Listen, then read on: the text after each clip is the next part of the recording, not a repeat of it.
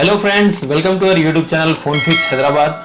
दोस्तों, जैसे कि हर बार आपके लिए हम कुछ ना कुछ नया लेकर आते हैं। जैसे आपने थंबनेल देखा होगा और देखकर समझ गए होंगे, आज जो टॉपिक रहने वाला है हमारा, जो कि बिल्कुल नया कंसेप्ट है। इस तरह का वीडियो मैं गारंटी के साथ कह सकता हूँ यूट्यूब पे आपको शायद ही मिल जाएगा।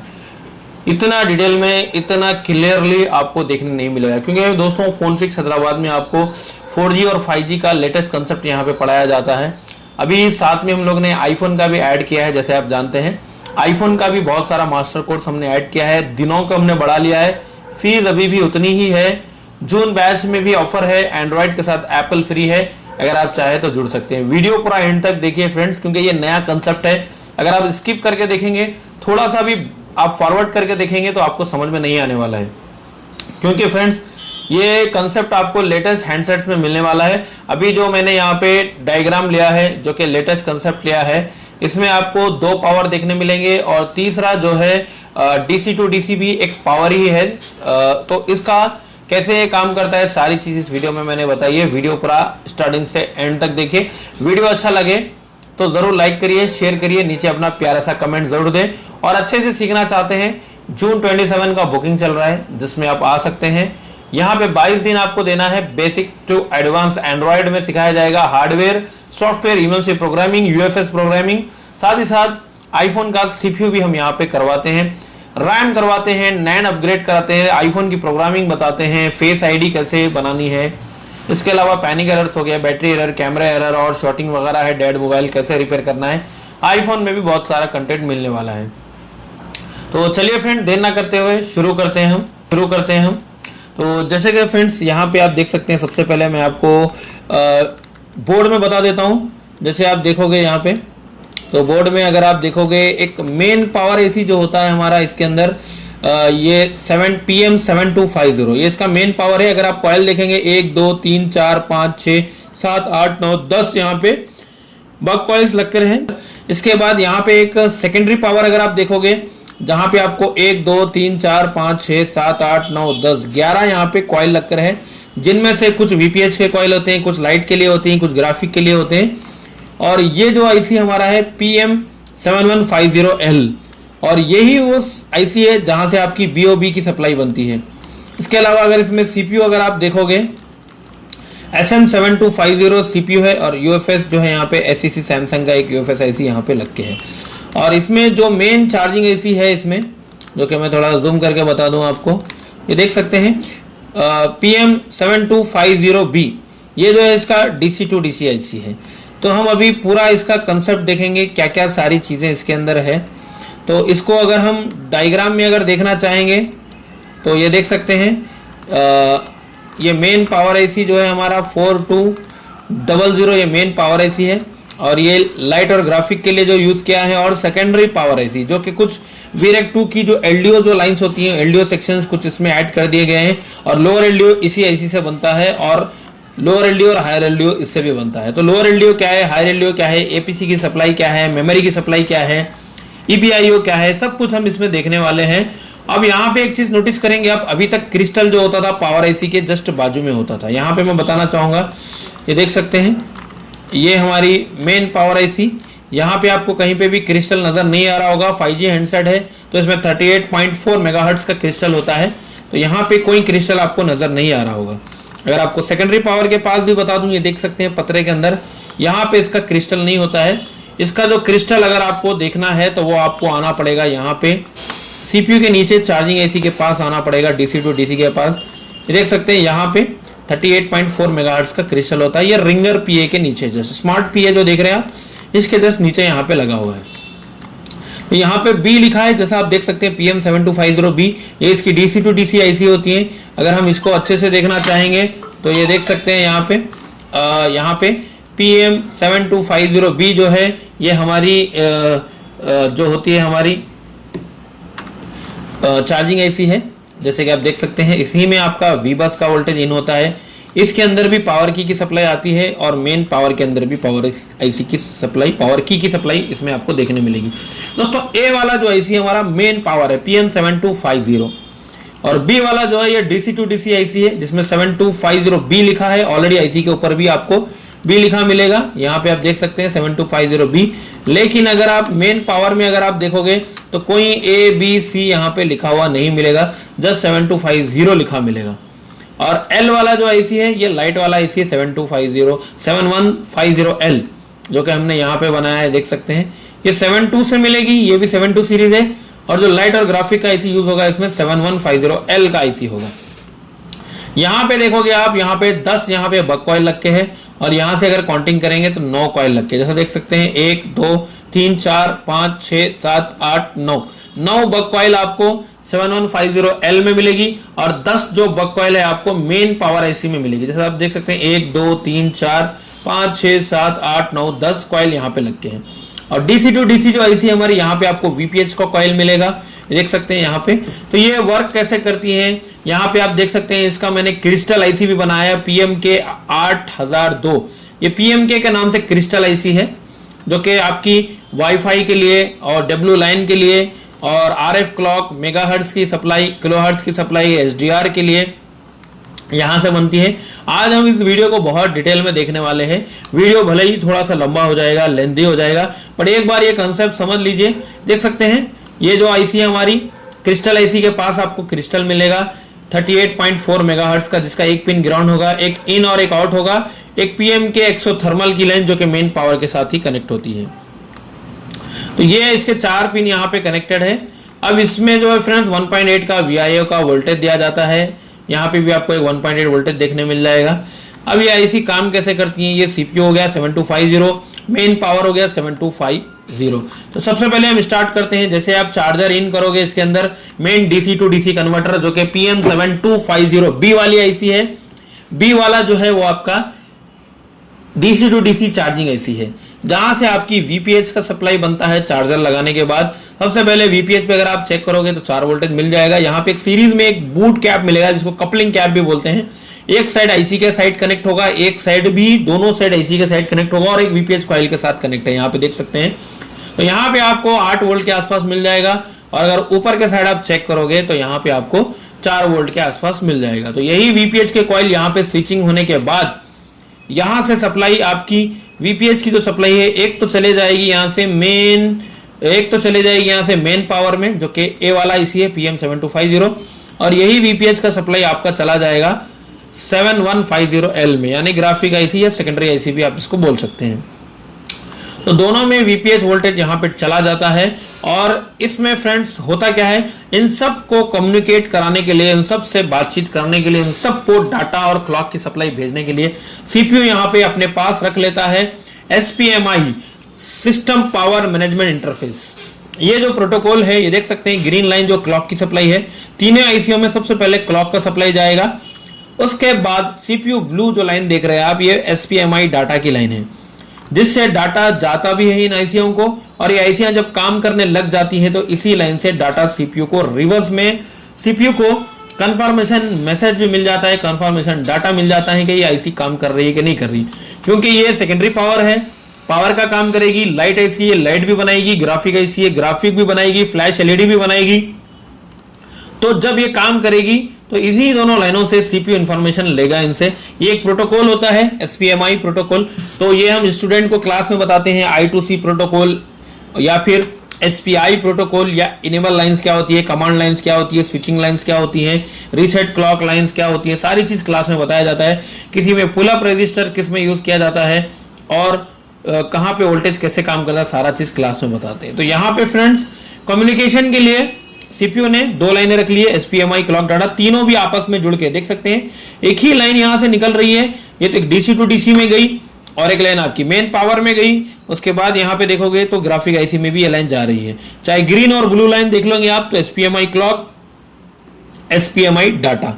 तो फ्रेंड वीपीएच वोल्टेज जब इन आईसीओ को मिल जाता है तो ये आसपास में जितने भी कॉइल दिख रहे हैं आप, इस पे वोल्टेज अभी से नहीं बनेगा, क्योंकि इसके बाद नेक्स्ट आगा वीपीएच वोल्टेज भी मिल गया, पावर की पे भी सप्लाई मिल गई, और ईडीएल टेस्ट पॉइंट यहां से जुड़ा होता है 7250 के साथ। ईडीएल टेस्ट पॉइंट जो होता है आपका, जो कॉलकम का पोर्ट वगैरह बना के आप चेक करते हो, वहां पे भी वोल्टेज मिल जाएगा आपको 1.8 के आसपास। पावर की पे भी मिल जाएगा 1.2 से लेके आपको अलग अलग 1.8 2 वोल्ट के आसपास यहाँ पे मिल जाएगा। और यहाँ पे आपको ARB का कैप होता है जहां पे 3 वोल्टेज मिलता है, और एक कैप यहीं पे मिलेगा आपको जहां पे 5 वोल्टेज भी देखने को मिल जाएगा। एक ड्रेन किया जाता है इसको। तो ये ऐसी जब सही होती है तो यहाँ पे आपको वोल्टेजेस चेक करने होते हैं। इसके बाद फ्रेंड जैसे ही VPS दोनों आईसीओ को मिल जाता है तो सबसे पहले जो हमारी PM7150L है, यहाँ पे एक कॉइल दिखेगा आपको, BOB का कॉइल, बक और बूस्ट कॉइल जिसे कहते हैं।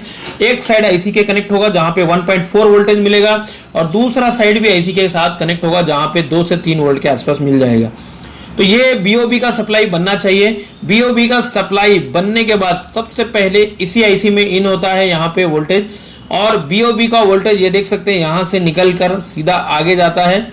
ये ब्लू कलर का लाइन जो देख रहे हैं आप, BOB, VREG BOB के नाम से एक वोल्टेज तो वापस इसी में जाएगा, क्योंकि इसमें लाइट सेक्शन, ग्राफिक सेक्शन और VREG2 सेक्शन चलाना है। ये सारे कॉइल्स के लिए भी वर्क कराने के लिए वोल्टेज चाहिए।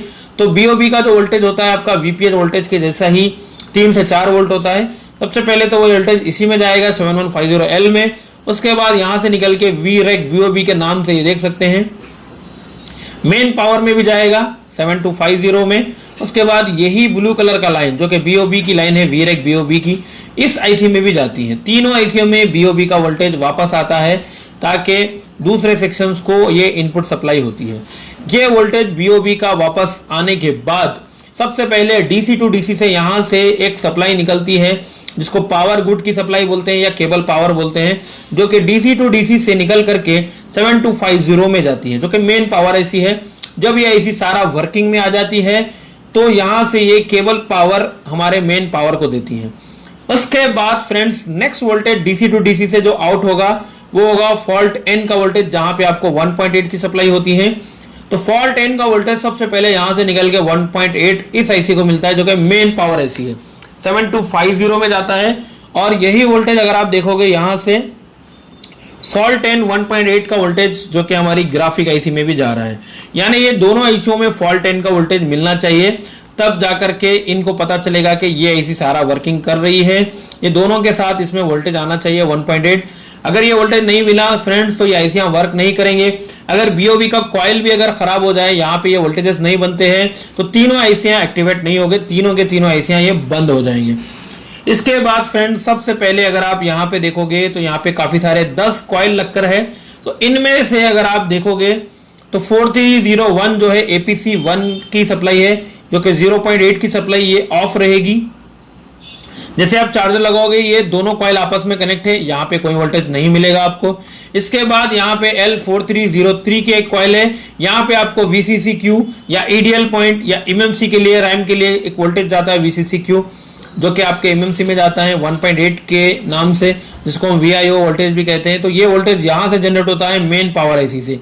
ये जो वोल्टेज था अभी तक VREG2 LDO सेक्शन से जनरेट होता था, बट अभी यहाँ पे कॉइल के थ्रू इसको जनरेट कराया जा रहा है हाई एम्पेयर की सप्लाई के साथ।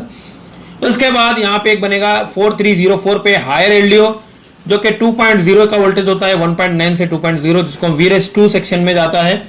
इसी आईसी में इन होता है, ये यहाँ से जनरेट होगा इसी से, और इसी आईसी में जाएगा, जाकर के LDO सप्लाई ये बनाता है, जो कि हमारी हायर LDO बनती है। उसके बाद 4311 जो कॉइल है हमारा, यहाँ से SDR के लिए 0.9 की सप्लाई यहाँ से बनेगी, जो कि अभी तक हमारा VREG2 से या फिर LDO से निकल रही थी वो सप्लाई, अभी एक बूस्ट कॉइल, एक बक कॉइल के थ्रू यहाँ से सप्लाई बनाई जा रही है। इसके अलावा मॉडम की सप्लाई अगर आप देखोगे 0.8 वोल्ट, यहाँ पे 2 बक कॉइल आपको कनेक्ट होकर मिलेंगे, दोनों कॉइल आपस में जुड़े होंगे। यहाँ से 0.8 वोल्टेज ऑफ रहेगा। वोल्टेज यहाँ पे तब मिलेगा आपको जब आप सिम डालकर मोबाइल को ऑन करेंगे, तब यहाँ पे आपको वोल्टेज देखने को मिल जाएगा। इसके बाद VDD कोर की सप्लाई जो है, यहाँ पे 3 बक कॉइल आपस में कनेक्टेड है, L4300, L4314, L4315, ये 3 कॉइल आपस में कनेक्ट है, जो कि हमारी VDD CX नाम से मिलेगी आपको वोल्टेज, जहां पे 1.8 का वोल्टेज है, और एक कोर सप्लाई होती है CPU के लिए। लेकिन यहाँ पे अगर आप देखोगे फ्रेंड्स, बक सप्लाई यहाँ पे कोई भी यहाँ पे देखने नहीं मिली। तो ये जो बाकी के जो सप्लाई थे हमारे, जो कि ग्राफिक की सप्लाई हो गई, या फिर आपकी रैम की सप्लाई हो गई, या IBIO पिन हो गए, या मेमोरी की सप्लाई हो गई, या IPC0 की सप्लाई हो गई, वो जो बन रही है हमारी C वाले आईसी से, यानी ग्राफिक आईसी से इसको बनाया जा रहा है, जो कि सेकेंडरी पावर आईसी हमारी। 7150 के पास 9 कॉइल्स मिलेंगे। सबसे पहला कॉइल आपको BOB का कॉइल है, जैसा आप देख सकते हैं, बक और बूस्ट वाला कॉइल। इसके बाद ब्लू कलर का APC 0.8, ये भी मोबाइल ऑन होने के बाद आपको बनेगा। यहां पे आप देख सकते हैं VDD MX में आपको 0.7 वोल्टेज मिल जाएंगे VDD मेमोरी के नाम से। इसके अलावा यहाँ पे 2 कॉइल मिलेंगे कनेक्टेड, ये देख सकते हैं लाल कलर के। इसके बाद EBIO CPU के लिए जो है 0.8 का वोल्टेज जा रहा है, इंटरनल बस इनपुट आउटपुट। ये हमारा VREC 2 सेक्शन से लिया जाता था, अभी यहाँ पे आपको एक बक कॉइल के थ्रू ये वोल्टेज बनाया जा रहा है। इसके अलावा फ्रेंड्स VDD GFX, ये जो वोल्टेज होता है ग्राफिक्स के लिए होता है, जो कि ऑलरेडी ये CPU ये पावर से पहले ही निकलता था, अभी ये सेकेंडरी पावर में इसको डाल दिया गया है मेन पावर से निकाल करके। यहां पे आपको 0.7 से लेके 0.8 के आसपास वोल्टेज देखने को मिल जाएगा। इसके बाद VDD2 जो है ये UFS के लिए 1.1 का वोल्टेज है, जो कि L4905 से निकलेगा। ये भी कॉइल्स, ये सारे कॉइल्स को आपको अच्छे से चेक करना है। इसके बाद लोअर LDO जो होता है फ्रेंड्स यहां से बनेगा, जो कि लोअर LDO के लिए आपको सेकेंडरी पावर चेक करना है। अगर ये लोअर LDO नहीं बनेंगे तो काफी सारे सेक्शंस आपके बंद हो जाएंगे। लोअर LDO में अगर आप देखोगे तो 1.3 का वोल्टेज मिलता है और कॉइल नंबर मिलेगा आपको L4906।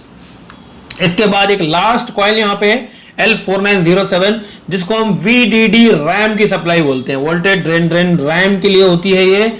रैम के लिए 0.6 का वोल्टेज जाता है। अगर ये वोल्टेज आपका नहीं जाएगा तो आपका हैंडसेट ऑन बिल्कुल भी नहीं होगा, कोई ग्राफिक नहीं आएंगे, कुछ मोबाइल में आपको दिखेगा नहीं।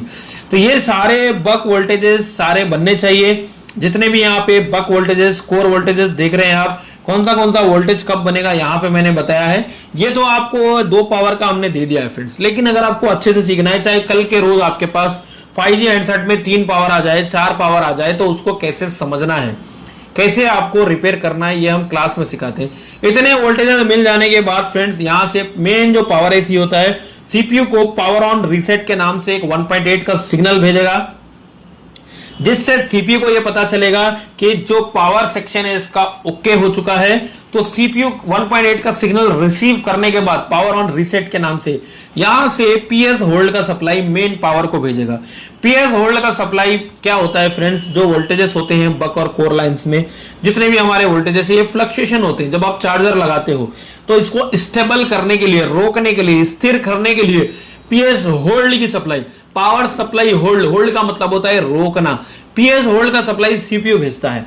तो CPU से अगर PS होल्ड का सप्लाई वापस पावर को मिलता है तो समझ जाइएगा आप, आपका पावर सेक्शन सब कुछ ओके हो चुका है, CPU आपका सही से लग चुका है। इस कंडीशन में अगर आप without MMC, without UFS laptop में अगर आप कनेक्ट करोगे तो पोर्ट बनना चाहिए, ड्राइवर्स लेना चाहिए।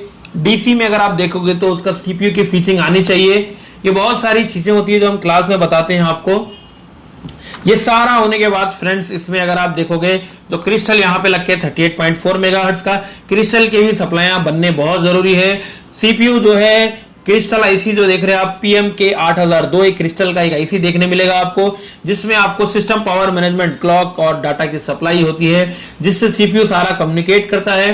तो यहाँ पे फ्रेंड्स होता है क्या है, क्रिस्टल अभी तक पावर के पास मिल रहा था, बट इसमें जो पावर है PM7250, वहां पे क्रिस्टल ना मिलकर क्रिस्टल की सप्लाई जनरेट करवाने के लिए एक अलग से PMK 8002 नंबर की एक IC का इस्तेमाल किया जा रहा है, जिसमें अगर आप देखोगे तो SMW लाइन के नाम से 38.4 मेगाहर्ट्ज का सप्लाई CPU को जाता है W लाइन के लिए। इसके बाद WCN वाईफाई IC जो होती है, वायरलेस कम्युनिकेशन नेटवर्क, यहां पे भी आपको 38.4 मेगाहर्ट्ज का सप्लाई यहां पे जाता है। इसके बाद RF क्लॉक के नाम से SDR में, क्योंकि इसमें SDR मिलेगी, अभी WTR आपको नहीं मिलने वाली, SDR में भी लेटेस्ट SDR है। अगर आपको नंबर देखना है तो यहां पे मैं बता देता हूं आपको, SDR जो इसमें मिलने वाली है आपको SDR 865 आपको मिलने वाली है। तो इसमें भी आपको यहां से सप्लाई जो जाएगी 38.4 मेगाहर्ट्ज की सप्लाई इसमें जाती है। इसके बाद फ्रेंड्स CPU से इसके बाद क्रिस्टल IC से एक क्लॉक इनेबल, बेसबैंड क्लॉक और स्लीप क्लॉक दोनों इनेबल आते हैं पावर को, ये देख सकते हैं।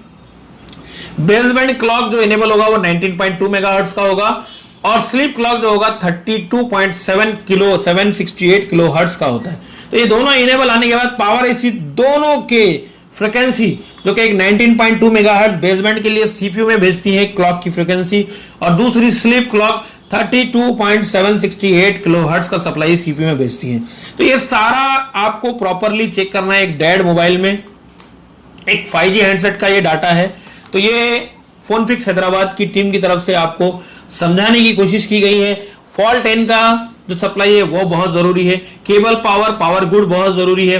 बीओबी का सप्लाई आपको देखना है। एसपीएमआई क्लॉक डाटा आपको देखना है। वीपीएस सप्लाई, बूट कैप और एआरबी की सप्लाई जो कि आपके 5300 जो आईसी होती है हमारी, इसके पास आपको देखने मिलती है। U5300 एक बार सर्च करके बता देता हूं मैं। ये जो आईसी देख रहे हैं आप डायग्राम में, अगर आप देखोगे U5300, तो इसके पास में कुछ पैरेलल में कैपेसिटर्स मिलते हैं, ये देख सकते हैं यहाँ पे। ये दोनों कैपेसिटर बूट पावर और VARB चार्ज, ये दोनों बहुत जरूरी है। बूट पावर के बाद आपको 5 वोल्ट चेक कर लेना है। VRB के बाद 3 वोल्ट के आसपास आपको चेक करना है। ये सारा चीज चेक करना है। ये देख सकते हैं सिस्टम ओके या फिर केबल पावर के नाम से आपको ये सप्लाई मिल जाएगी जो कि पावर आईसी तक जाती है।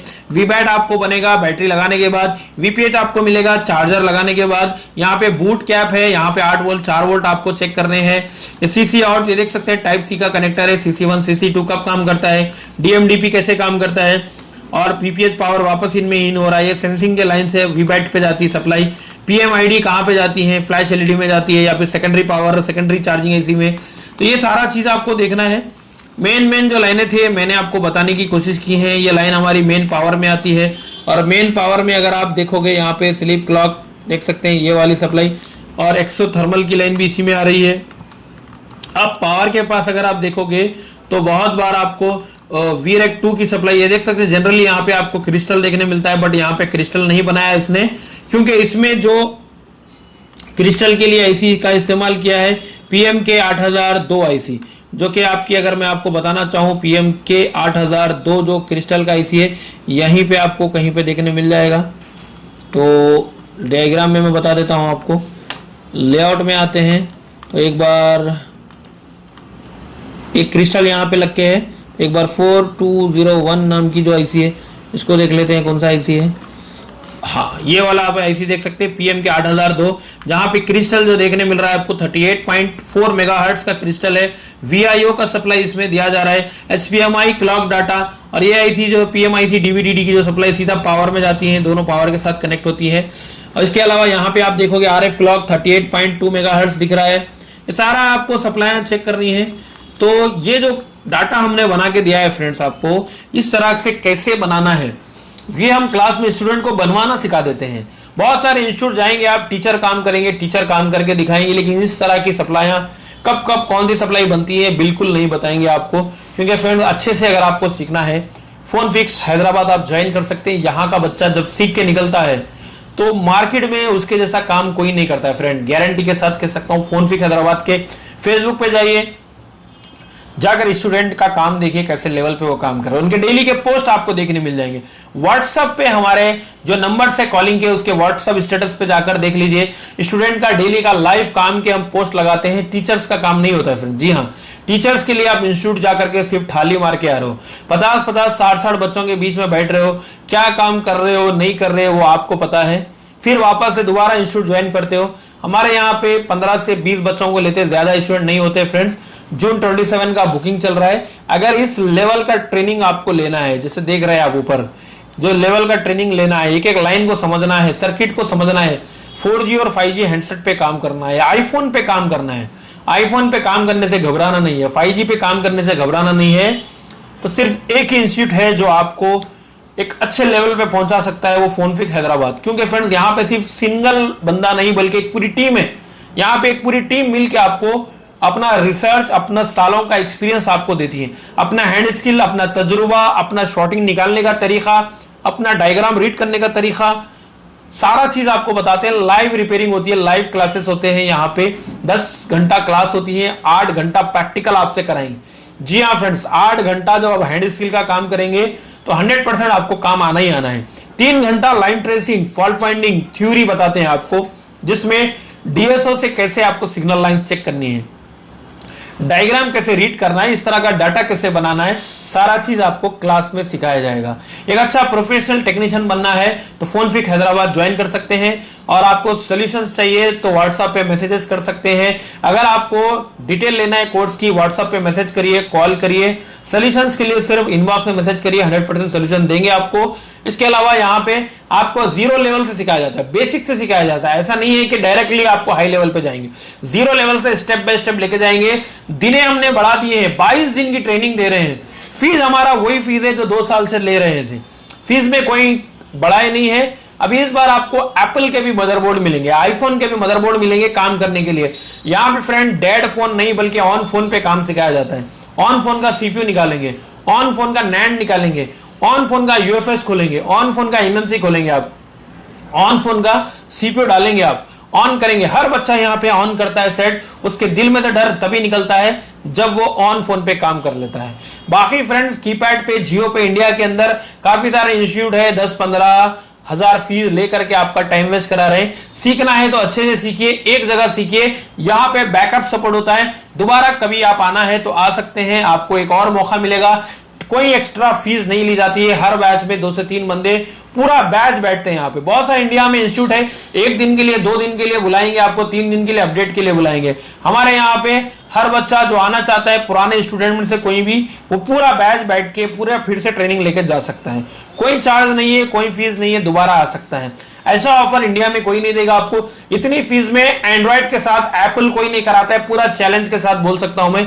यहाँ पे बच्चे 4G सीपीयू डालते हैं, 5G भी डालते हैं, एप्पल का भी सीपीयू करते हैं। सिर्फ आईसीआर डालना निकालना नहीं फ्रेंड्स, इस तरह की लाइनों की नॉलेज दी जाती है, कंपोनेंट की नॉलेज दी जाती है, सर्किट की नॉलेज दी जाती है, एक एक आईसी के बारे में बताया जाता है, सिग्नल लाइंस के बारे में बताया जाता है, कमांड लाइंस के बारे में प्रैक्टिकली क्लासेस होता है। ऐसा नहीं है कि सिर्फ थ्योरी। अगर आपको अच्छे से सीखना है ज्वाइन करिए। जून 27 के फ्यू सीटें लेफ्ट है, जल्दी से बुक कर लीजिए। और ऑनलाइन में अगर सॉफ्टवेयर एमएनसी यूएफएस का काम सीखना है तो ऑनलाइन का भी कोर्स हमारा 15 जून से उसमें बुक कर सकते हैं। चलिए फ्रेंड्स, वीडियो अच्छा लगा तो नीचे लाइक करिए, शेयर करिए अपने एक टेक्नीशियन भाई के साथ, और हमारे चैनल को सब्सक्राइब कर लीजिए, क्योंकि मैं बहुत कम बार बोलता हूं हमारे चैनल को सब्सक्राइब करिए। अगर आपको कुछ भी सीखने मिला हमारे चैनल से, बेल आइकन दबाइए ताकि नेक्स्ट वीडियो की नोटिफिकेशन आप तक पहुंच जाएगी। चलिए मिलते हैं इसी तरह से किसी नेक्स्ट वीडियो में, तब तक के लिए अल्लाह हाफिज, थैंक यू वेरी मच।